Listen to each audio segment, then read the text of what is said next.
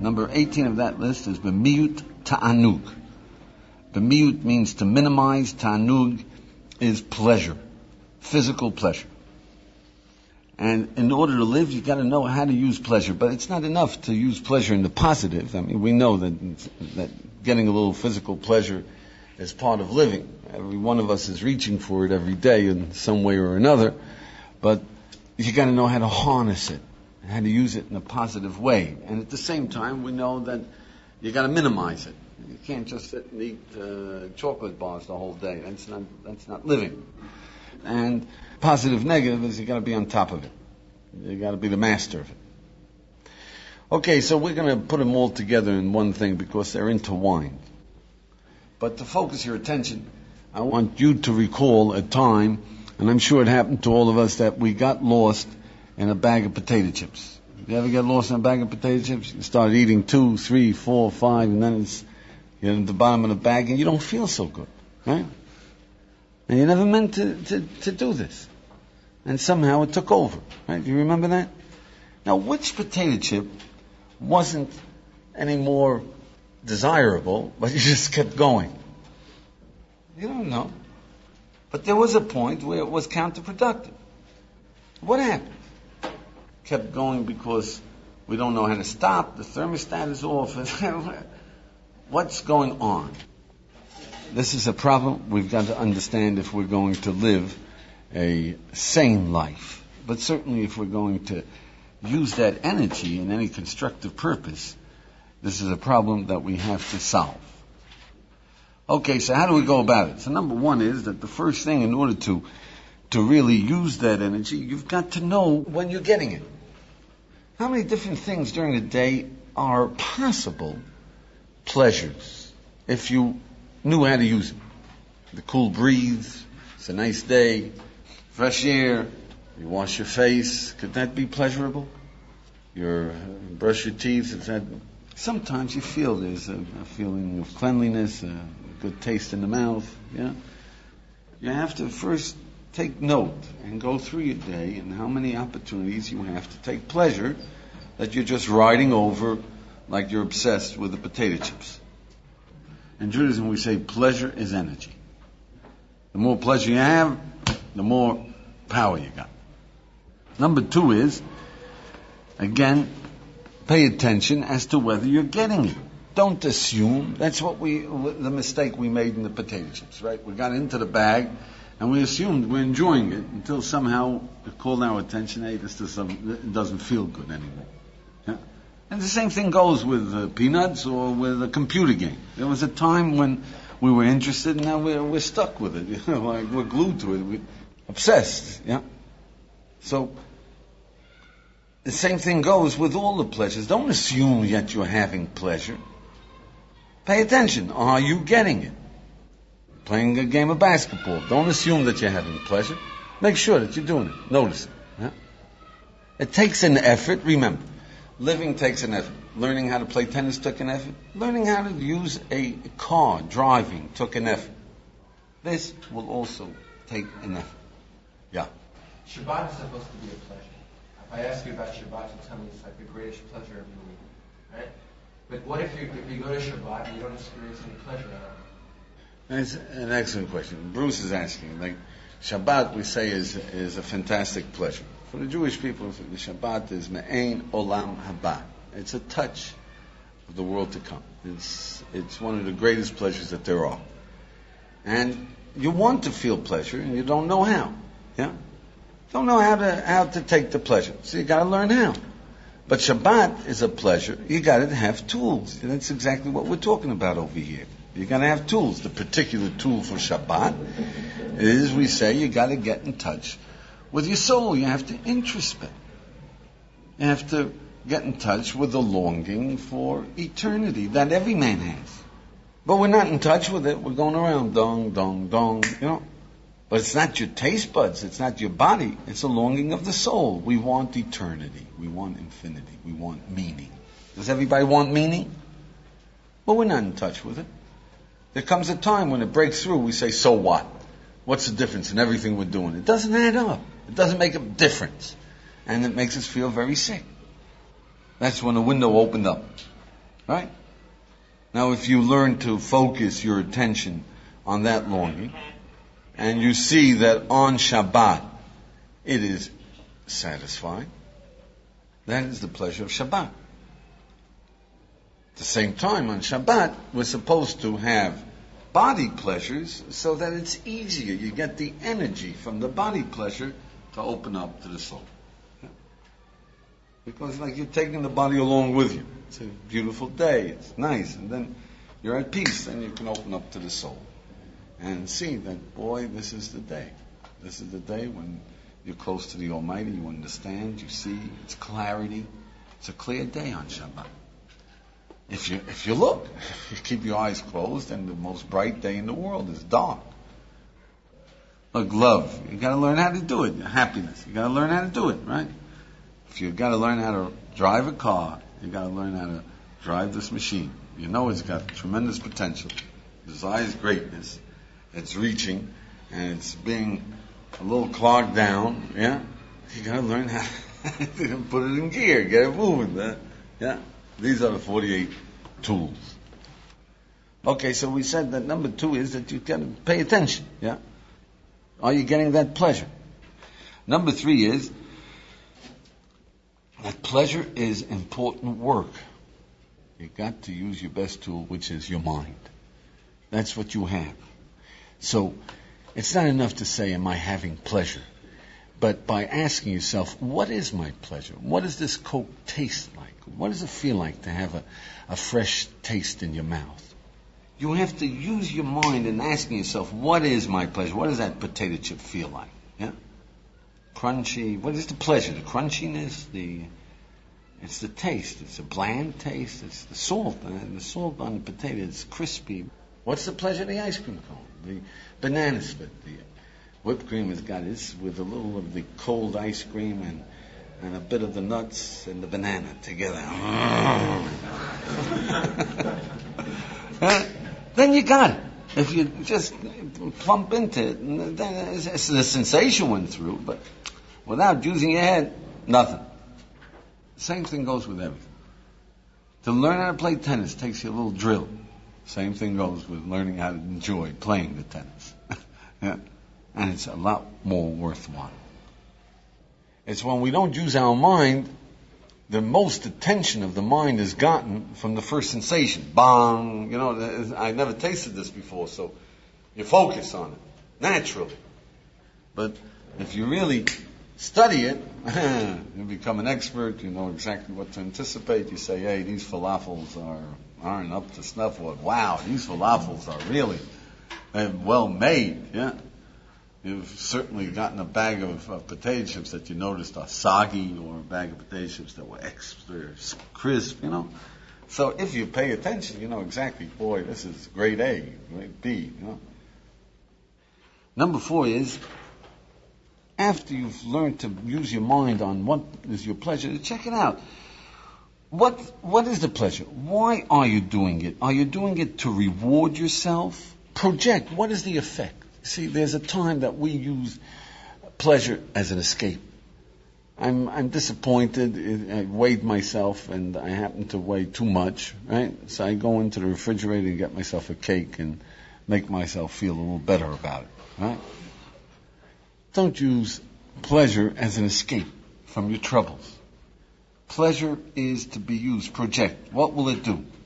If you eat this ice cream cone and you enjoy it and you feel you stretch your muscles, will you be energized, and now you'll be ready to do what do you want to do? So of course you got to have something that you want to do. You want to study, you want to talk to people, you want to move, yeah. But the idea is to transfer that pleasure, project. What are you doing it for? To get back into living or to run away from life? If you projected that it will enhance your work day, you'll be able to go back with zest, then take it. If you're projecting that it will make you feel a little less bad about the work you're doing, so like it's a reward, you know, I'll reward myself. I worked hard, now I'll reward myself by having a candy bar. Yeah? Then you have to figure out, do you want to reward yourself, or do you want to figure out better how to enjoy what you're doing? But in any case, if you want a candy bar, so get into it.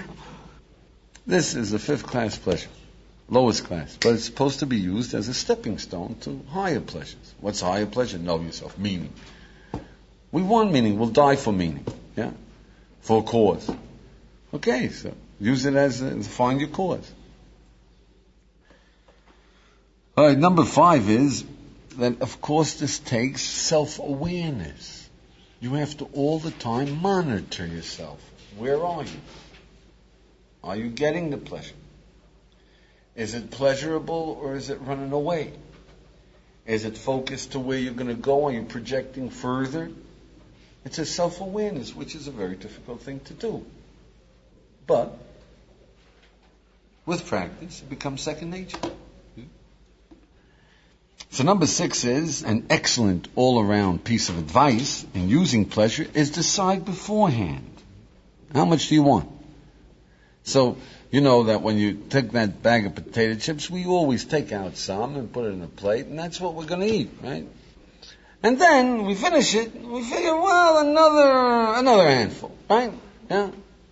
Then we finish it, we take another handful. Now the mistake that you make, you see, is that you didn't decide this is it, and I'm going to stick to it.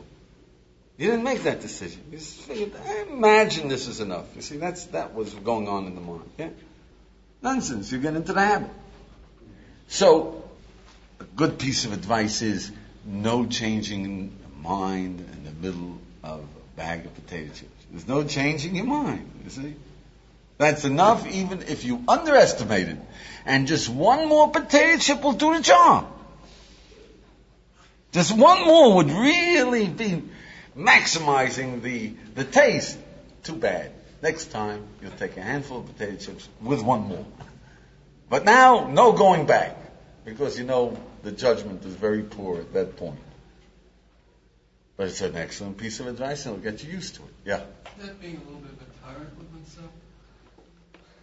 Is it being a tyrant? Is that being a tyrant with oneself? What's the difference between a boss who's firm and a tyrant?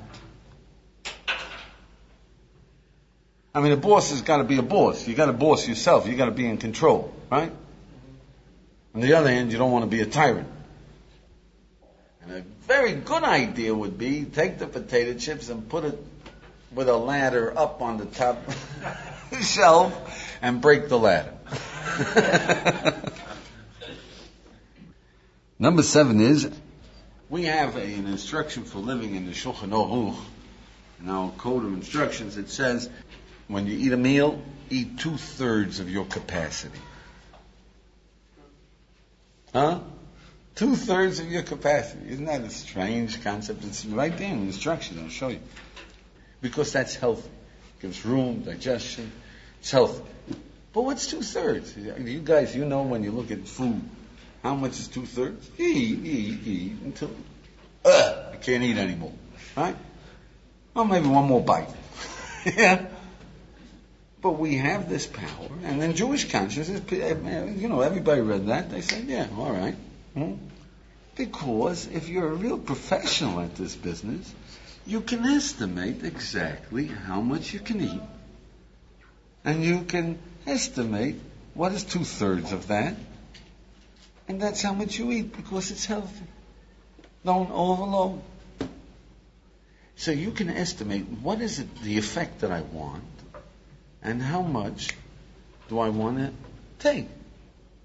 And that's really the way you should do it. What do I want out of these potato chips? What do I want to get? A feeling of having tasted something good. Well, is one enough? I tasted it.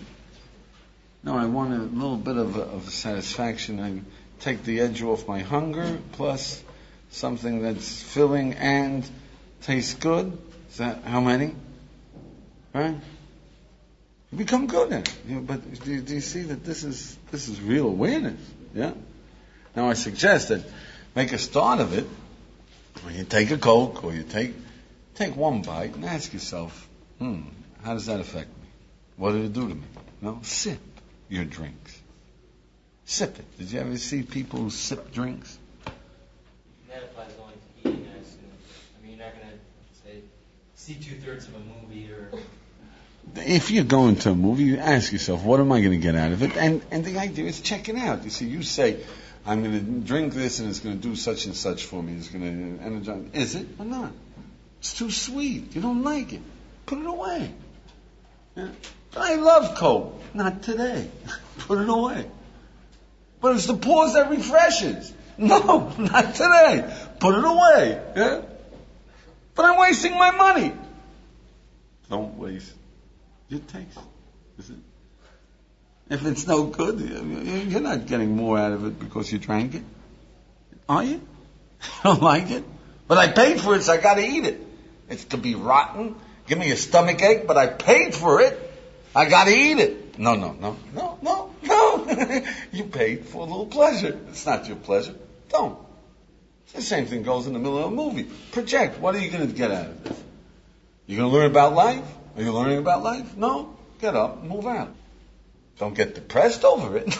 Maybe it'll get better, right? Maybe it'll get better. I mean, this is a bore. Bore.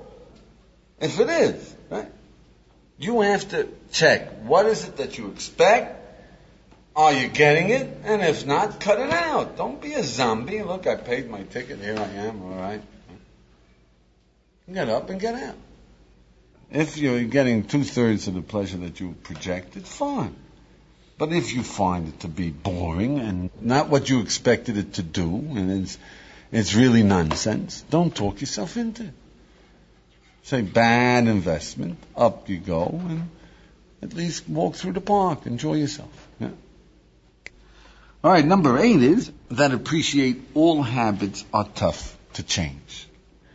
Now, any habit, no matter how stupid it is, and no matter how disgusting it is, and no matter how determined you are to change it, it's a tremendous effort to change a habit. Even such a nauseating habit as picking your nose in public. See? Your parents are yelling at you, your girlfriend left you, they fired you from 3 jobs, right? That's a terrible habit, right? At the same time, you make up your mind, I'm not going to do it again, and up goes your hand, right? It's a habit. You got to sit on it.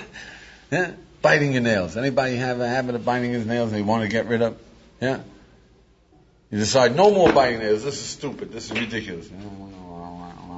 You chew it off, yeah? Right? Oh, there it goes again. No more. These are unconscious. These are habits, right? So you got to appreciate this is a habit. And it's particularly a desirable habit because it's munching. It seems to give sustenance. It's pleasure. Yeah. So if you have a habit of reaching for a candy bar or for a Coke or for then it's going to go on. You have to stand on your hands. Yeah. But it's well worth it. Just be reassured, your body will at times tell you that if I don't bite my nails, my fingers will fall off. Yeah? I'll get paralyzed. I'll kill someone. Yeah? Did you ever hear the body say that? Don't. You don't die because you don't have a piece of cake. You don't faint in the middle of the day because you don't have another jelly bean.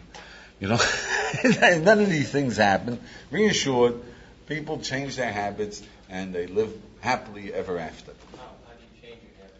I mean, it's just persistent, tough work. Not tyranny, but being a boss.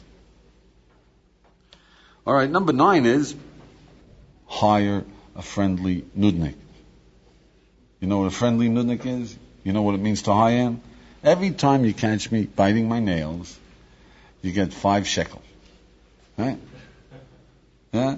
Now if you have a friendly nudnik, I see you've done it again. 5 shekel. Yeah. How many shekels are you going to give the guy? Yeah. They'll get rid of any habit. Try it out. I guarantee you before you spend 500 shekel, you'll be off your habit. Okay? It's pretty cheap to get rid of a bad habit. 500 shekel. Right? All right, number 10 is that realize the best way of overcoming bad habits as far as indulgences that you think are bad, the best way is to be happy, engrossed in living, be full of vitality, a purpose. You'll never miss it if you know where you're going. You see, when people don't know where they're going, when they're wallowing, then every little habit has a hold on them. Indulgence is the biggest, because they're looking for some way of stroking themselves. Yeah. But if you can get moving, remember, if you can get moving, you got something you want to accomplish, and this is standing in the way, zing. When our willpower is up, our energy is up, our vitality is up, we can take care of anything. So that will help you. It's just a question of getting moving. Number 11 is, now take whatever pleasure comes your way wherever it's available. Beautiful day, feel it. What is it, on the skin? Where do you feel the energy of a beautiful day? Just the concept, the beauty of it is enough, or it's the wind, it's the light, it's the atmosphere. What is it? Everything. Estimate it. Check it out. Sip it. All right, you didn't at least look back. How did it feel this morning when I walked out? It was a nice day this morning, you remember? Nice day. How did it feel? Take whatever pleasures is available all the time. All the time. Just keep on going. Physical, simple pleasures. Simple, physical pleasures. Take it. Make you a happy person. It'll get you into living. It'll up your energy for life. Number 12 is that really we should become gourmets. Gourmets, which means a disciplined eater. You've heard of schools for gourmet. Yeah? They teach you how to eat.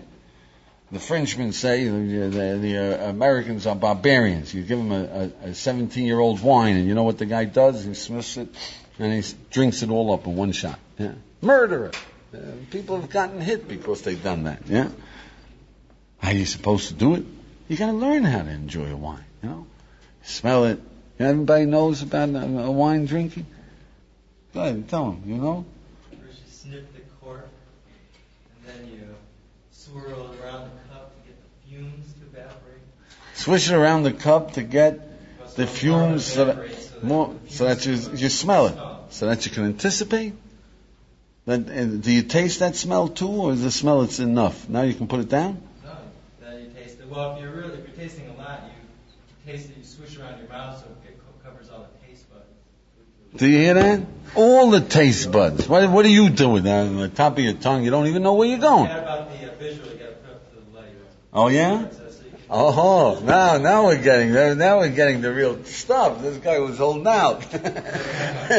Right. So you look at the and what does that do? That because the beauty also enhances the right. But it goes much further. It's the acridness, the fruitiness, the what was the other things? Yeah. The bouquet. What's a bouquet? The aftertaste is more important than the taste itself. The aftertaste is important too. How it sits in your mouth. I would like this guy to sit with me next Friday night when I'm drinking my wine, you know, and make sure that I'm not a schlep. Yeah. What's the matter with you? You're messing up. Do you see that? So really a gourmet is well trained to enjoy. It's not easy to take pleasure. You have to learn how. Even physical pleasure. Do you see that?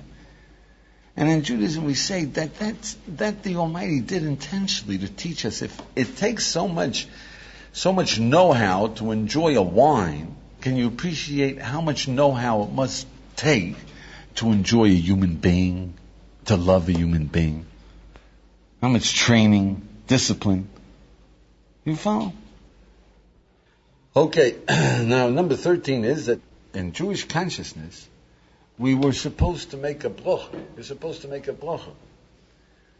Before you eat anything, before you drink wine, before you eat anything, you're supposed to thank the Almighty. Say, Baruch Atah Hashem, you are the source of pleasure, Almighty.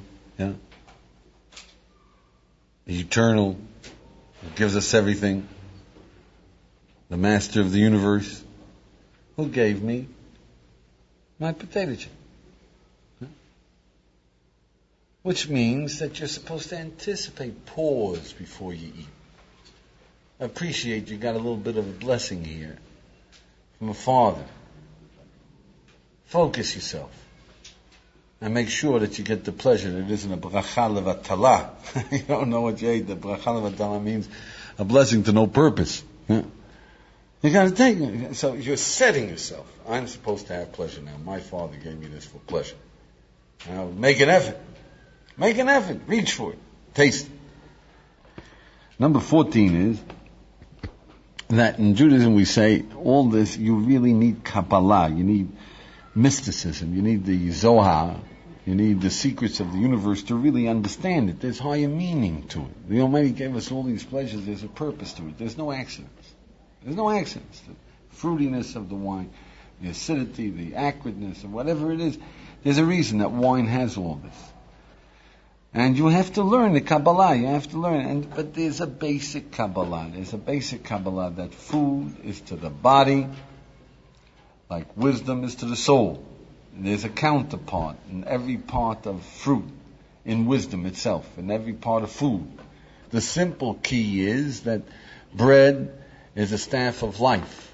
Bread, the whole wheat bread, the good stuff. It's got minerals and wheat germ and everything. It's a staff of life. It settles you. You're supposed to have bread in the morning.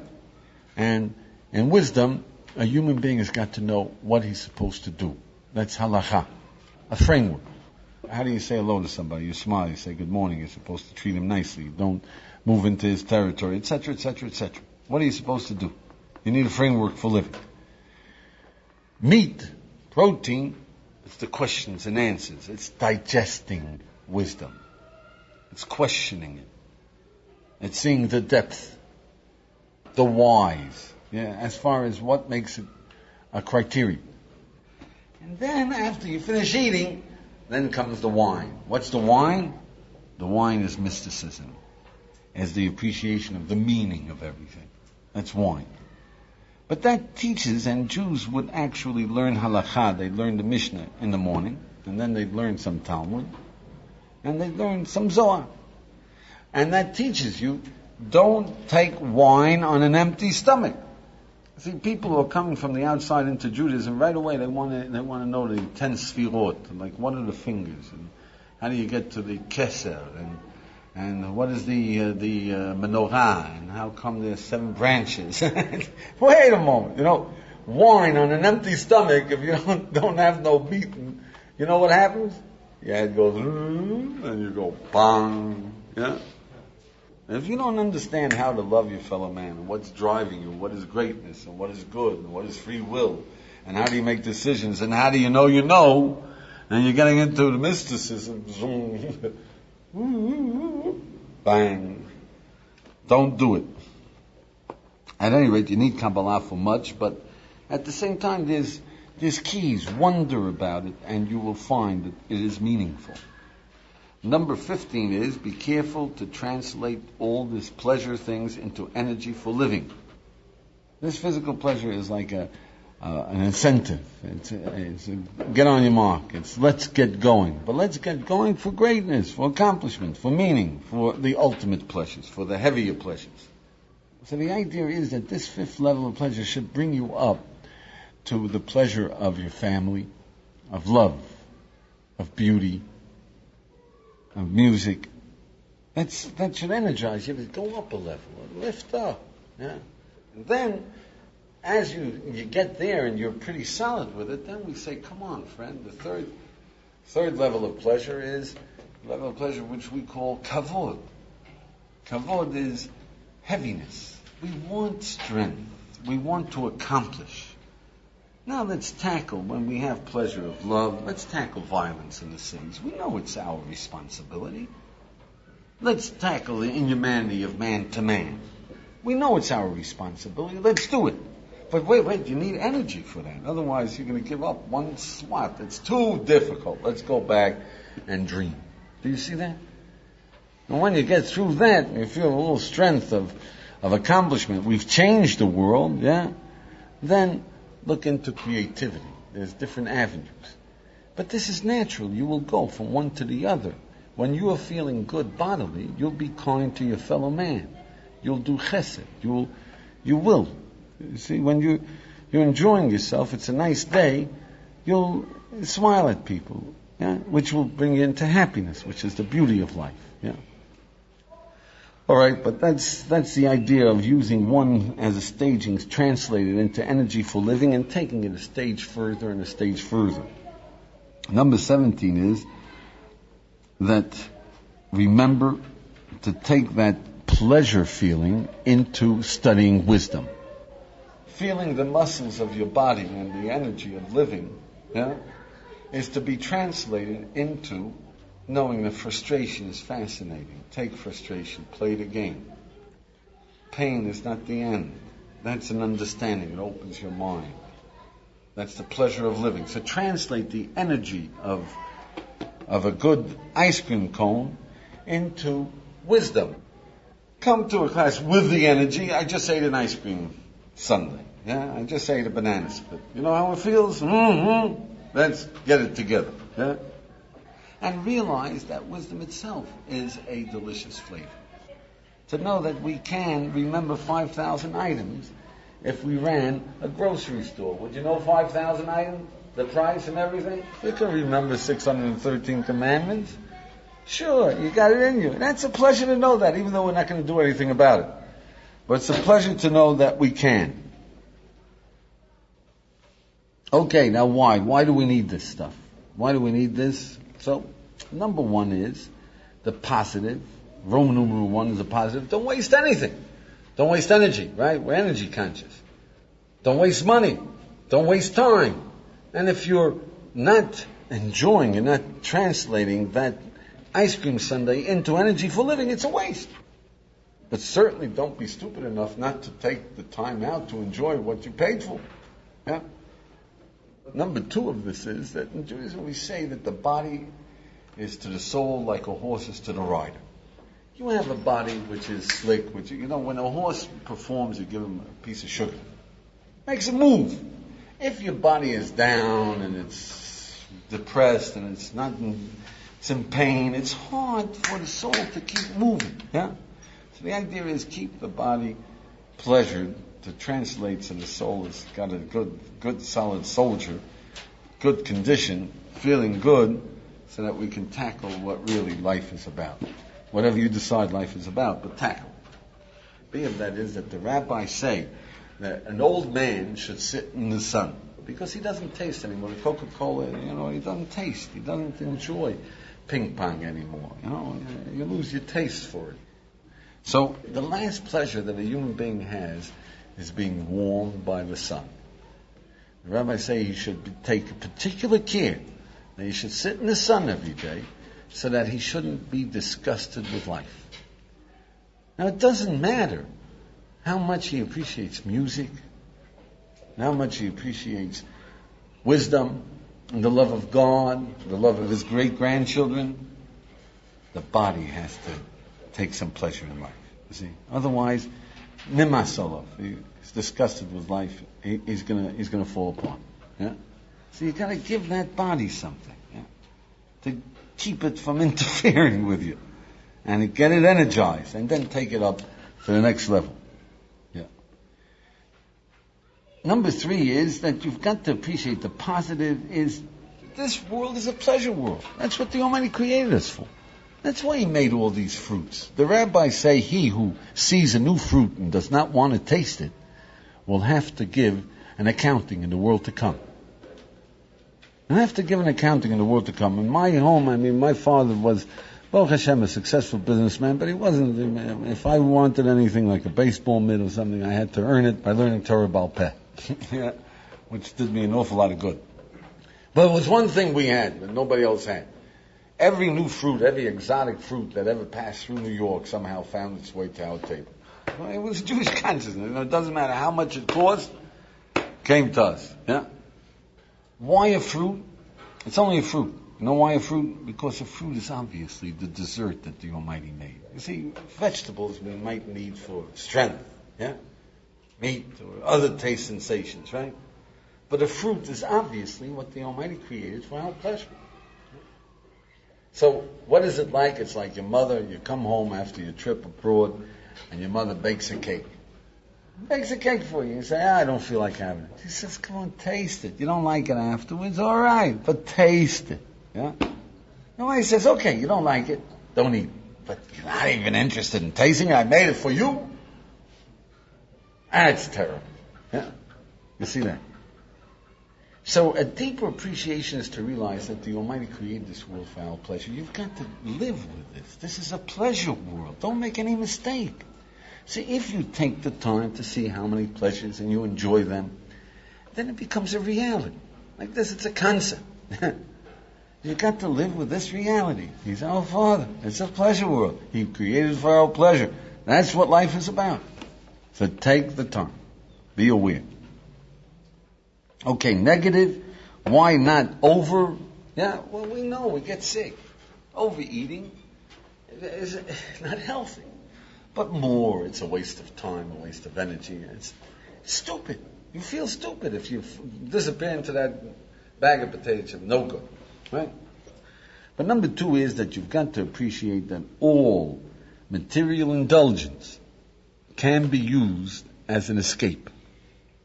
He who runs away today lives to run another day. If a person solaces himself for being fat by eating more, he's going to eat more to solace himself for the extra weight. It's a vicious cycle. If you learn to use a candy bar as an excuse for not thinking, or as a way for stroking yourself, for being a failure, you're not going to tackle what has to be tackled. See? Because escapism is seductive. We run away. We run away. So watch out that you don't use material pleasures as a way of running away from life. Number 3 is that it puts you to sleep. Even if it's right, but the physical puts you to sleep. Eating a meal, too heavy a meal, you're sluggish, right? But any time you eat something, it takes away the attention from your purpose to chewing, to sensation. Yeah? It slows you down. So if you're going to get renewed energy, fine. But if not, don't. Now why the positive negative here? It's more easily appreciated than anywhere else because like a gourmet, if you don't have the discipline, if you don't swish it around your mouth, you haven't even tasted it. What's your name? Jonathan pointed out that most of us, 90% of our Coca-Cola goes straight to the stomach. Yeah? It never even passed the taste bud. We didn't even have a chance to taste it. Sip your drinks. Right? Sip your drinks to get your money's worth. All right, Jonathan? Okay, we told him. Right now, the Maisa, what are we going to do about this? So I say, when you eat lunch today, right, at least focus on every piece of food there and ask yourself, what is the taste? What do you enjoy about it? And what you don't? And please, no complaints. I thank you very much. You have been listening to the 48 Ways to Wisdom.